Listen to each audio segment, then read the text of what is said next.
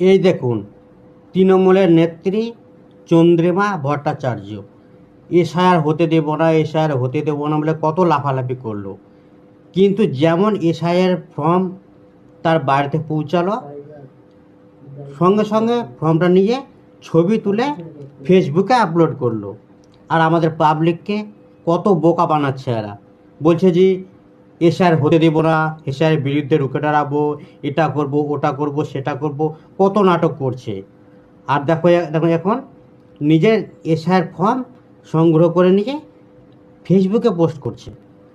এতই যদি এসআইআরের বিরুদ্ধে, তাহলে ফর্মটা কেন নিলে? ফর্মটা নিয়ে ছিঁড়ে ফেলুন আপনি, তবেই তো বুঝবো যে এসআইআরের বিরুদ্ধে লড়ছেন। না, নিজের ফর্মটা নিয়ে আগে সেই পূরণ করে জমা দিয়ে দেবো, আর পাবলিককে বলবো এসআইআর করতে দেবো না, এসআইআর করতে দেবো না, লাফালাফি করবো। পাবলিকে কি ভাবে এরা? পাবলিক এতই বোকা। দেখুন, বুঝুন, এইসব নেতাদের কাজ দেখুন। নিজের ফর্মটা নিয়ে নিজের ঠিক লিখে জমা দিয়ে দেবে, কিন্তু আপনাদের আমাদের বলবে এসআইআর হতে দেবো না, ফর্ম নেব না, এটা করবো না, ওটা করবো না। পাগল আমাদের, একটু ভালো করে বুঝুন।